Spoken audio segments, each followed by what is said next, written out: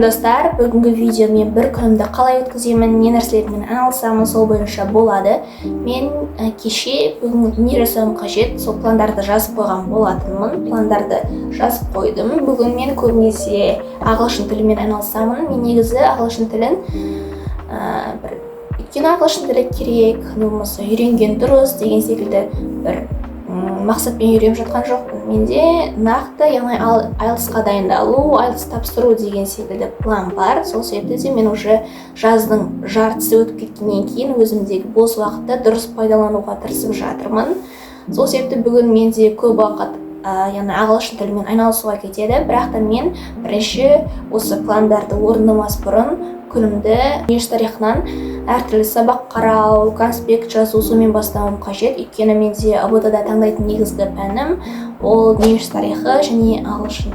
Ендеше бүгінгі күнді сіздермен бірге, яғни пландарды бірге орындайық.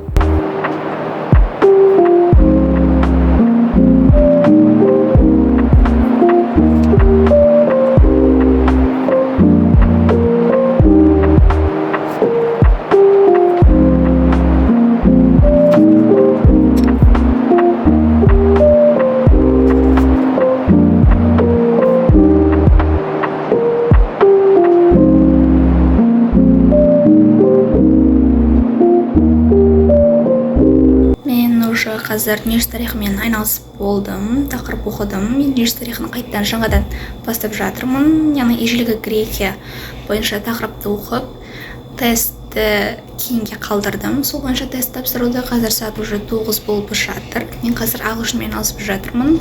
Бұл жерде Home English Practice деген сайт. Ол жерден әртүрлі B2, яғни Upper Intermediate деңгейінде тест орындап жатырмын.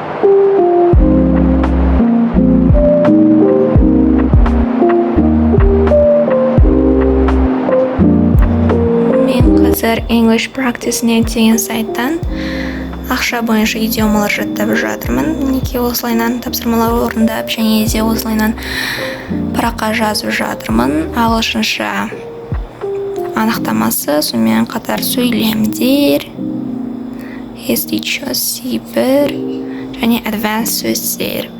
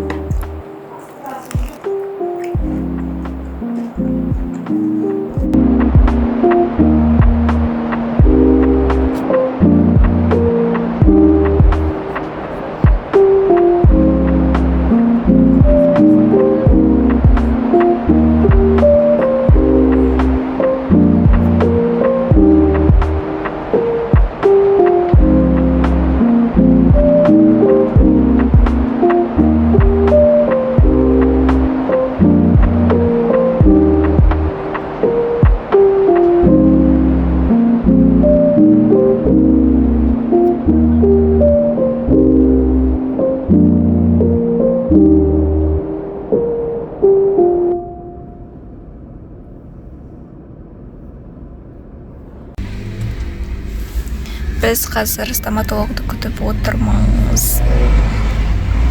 Біз оған дейін уже жанында тұрған косметика сататын жерге де кіріп, көріп шықтық. Ол кісі әлі жоқ, сол үшін қазір машинада күтіп тұрмыз. Қазір осы сырт негізінде өте ыстық. Сыртта қазір уже 33 градус, одан ыстық.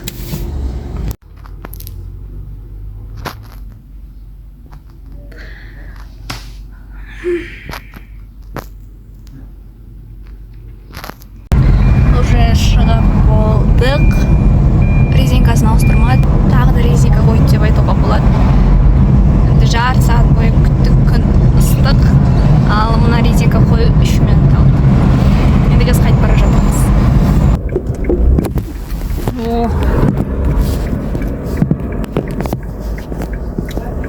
Нормально. Сәтіне айдауды. Сен сол. Жүріп бартқанда қой сонымен.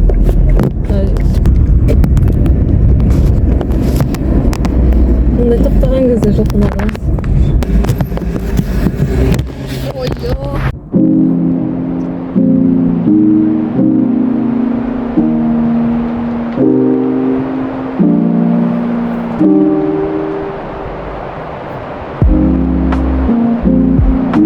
Видео түсіріп жатырмын. It's our dinner. We're gonna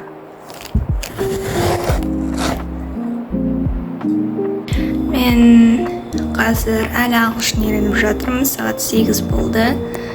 Бағана уже брекеттен келгеннен кейін уже қаралып, көрсетіп, тісім ауырып жатыр, қысым болып жатыр. Сол үшін нақты сөйлеу қиын болып жатыр. Ал мен болсам әлі ағылшын үйреніп жатырмын, бірақ процесс жай жүріп жатыр да. Асықпай, YouTube қарап, сабақ көріп, кейіннен барып тапсырмалар орындап, солайынан болып жатыр. Ал қазір болса, өзімнің ағылшын Study English House деген жерде өзім ағылшында қандай материалдармен үйреніп жатырмын, соны бөлісіп жатырмын. Сол себепті мен осы YouTube, яғни осы видеоның астына описаниеға қалдырып көтем ссылкасын, егер тіркелетін болсаңыздар, егер ағылшынды енді үйреніп бастасаңыздар, не болмаса жалғастырып жатсаңыздар, сол телеграм каналға кіруге болады. Бұл телеграм каналда мысалы тек қана бір белгілі бір деңгейге ғана арналмаған, өйткені мен бөлісетін сайттар олар бастапқы, орта, жоғарғы деңгейлерге де арналған. Сол себепті телеграм каналға бірінші өздеріңіз көріп, қаншалықты сіздерге ұнайды, қаншалықты бір қажет сайттар бар, соны көріп шықсаңыздар болады. Оның алдында мен бір жыл бұрын, бәлкім бір жыл бұрын қазақша видеолар көретінмін. Қазақша дегенде, яғни ағылшыннан қазақ тілінде түсіндірілген видео сабақтар, көбінесе өзімнің ағылшын мұғаліммен бірге. Ал қазір болса, осылайынан қиналмай әртүрлі видео, яғни ағылшынша видеоларды көресің. Ағылшынша видеоларды көре отырып, сол ағылшын мұғалімдерінің түсіндірген сөздерін, сабақтарын түсіне аласың. Меніңше бұл мұғалімді барлықтарыңыз білесіздер. Егер ағылшын үйреніп жүрген адамдар болса, мен оның алдыңғы жылы осы плейлисттан ағылшын көріп дайындалып бастағанмын. Қазір болса осы C1 деңгейімен уже қарап жүрмін. Мен қатар бұл жердегі сабақтар қиын емес түсінуге. Bir жыл бұрын мен жазда A1-дің сол деңгейдің видеоларын көретінмін, бірақ мен оны жаздың өзінде бір 15 күн бойы көрдім, кейін тоқтаттым. Кейін уже өзім ағылшын үйреніп жүрдім. Содан кейін өзімнің жеке мұғаліммен бірге ағылшын үйрендік. Кейін ғылыми жобаларға қатыстым. Ал қазір болса, бірден уже C1 YouTubeға сала салам. C1 деңгейіне бірден өтіп кеттім. Сондай қуаныш болды. Мен сол көрген күнде мүлдем өкінбеймін да. Осы C1-ның деңгейінің видеосын көрейінші, бәлкім түсінем ба деп оның алдында көргенем. Оказывается, оңай екен C1-ның деңгейі. Қазір уже бір 4-ші сабаққа келдім. Мен бұл жердегі видеоларды жиі қайталай алмаймын, жиі көре алмаймын, өйткені менде ағылшын тілін үйрену бойынша өте көп сайттар бар. Содан кейін Modern Family деген, яғни заманауи деп, қазақша заманауи болады ма сол? Modern Family деген сериал көріп жатырмын. Күшті сериал. Сол жерде жаңа идиома, жаңа сөздер. Сонымен қатар мен ол жерде ағылшынша болып кетті бұл видеода. Но өзімнің тәжірибемен бөлісейін деп жатырмын. Сол сериалда әртүрлі идиома, жаңа сөздер бар. Және мен оны субтитрмен көремін. Неге? Өйткені мен қандай сөздер айтылып жатқанын кейде толық түсінбеймін. Өйткені тез сөйлейді, американский акцент. Сол себепті субтитрмен көремін, бірақ көбінесе субтитрді оқымауға тырысамын. Тек қана адамдарға қарап отырып, солардың сөзін түсінемін. Ал кей жағдайда, мысалы, кейбір сөздер түсініксіз болады, немесе кейбір сөздер жаңа сөздер болады. Сол кезде қайтадан бір 10 секунд 5 секунд артқа қайтарып субтитрына қарап субтитрін оқып жаңа сөз болса жазып үйреніп соянан әр сериалдан болсын жаңа сөз жаңа идиома үйренуге тырысамын деп айтуға болады. Сонымен қатар бүгін осы видеоны түсіру барысында ойыма екі идея келді. Ол біріншісі, менің телеграм каналым бар, яғни бағана айтып кеткендей ағылшын тілін үйрену бойынша сол жерде белгілі бір оқырмандар саны белгілі бір санға көбейген кезде спикинг клаб өткіземін. Еще менің жоспарымда кемінде еще минимум айына бір рет, бәлкім аптасына демалыс күндері өткізіп тұратын шығармын онлайн белгілі бір платформа арқылы. Ол жерде мысалы мен ағылшын тілімді қалай дамыттым, не көрдім, қандай сайттарды қолдандым деген секілді, өзім тәжірибем әртүрлі тақырыптарда ағылшынша сөйлесу деген секілді идеялар бар. Ол еще нақты қалыптаспады. Екінші идея ол бәлкім жақын арада 24 сағат бойы ағылшынша сөйле деген секілді бір сондай идеямен видео түсірсем деген тағы да бір план деп айтайын ба, идея бар деп айтуға болады. Мен қазір сырттамын, көбінесе ағылшынша сөйлеуге тырысамын, яғни сыртта кезде бос уақытта деп айтуға болады. Өзім үйренген, мысалы бүгін үйренген идиомаларды, сөздерді сөйлемдерге қосуға тырысамын. Сонымен қатар тағы менде айтатын нәрсе ол ниш тарихы бойынша курсқа қатысайын деп жатырмын. Неге? Басты себеп мен көбінесе асанда өзім 1-2 сағатын ниш тарихына арнаймын, бірақ та меніңше бұл өте аз, өйткені бір тақырыпты түсінуге 1-2 сағат әр күн сайын, но ниш тарихы бойынша өте көптеген даталар бар, солардың барлығын жаттау мен үшін қиын. Сол себепті көп ойлана келіп, әртүрлі TikTok, Instagramнан адамдардың отзыв, яғни белгілі бір пікірлерін оқи отырып 140 курсына қатысамын деп шештім.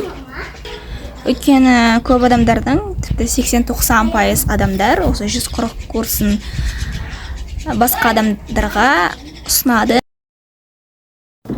Мен уже 140 курсына тіркелдім. Мені яғни чатқа қосқан болатын. Сонымен қатар мен алдыңғы жазда осы кітапты оқып бітіргенмін бір күнде, бірақ та мен бұл жерден толық ойды түсінгенмен көп жерлерін ұмытып қалдым. Сол себепті ертең қайтадан осыны оқып шығамын. Қайтадан белгілі бір сөздерді, сөйлемдерді, не болмаса тақырыптарды толық түсінбей қалған болуы мүмкін, не болмаса бір кітапты жай ғана толық бәрін түсініп оқып шығу мен үшін мүмкін емес. Өйткені көп кезде сен өзіңнің бір фокусты жоғалтып аласың. Сол себепті ертең тағы да оқып көрейін деп жатырмын осы кітапты. Сонымен қатар ертеңге менде план уже мен ағылшынды нақты қолға алуым қажет, өйткені мен флекс тапсырып көрейін деп жатырмын. Сонымен қатар мен қазір уже ертеңгі күнді пландаймын және тағы осы видеоны монтаждауым қажет. Негізінде мен уже күніге бір 10 жарымда ұйықтауға тырысып жүрмін, бірақ мына видео монтаждаймын дегенше примерно 11-де болып қалуы мүмкін. Қазір сағат болса 9 болды.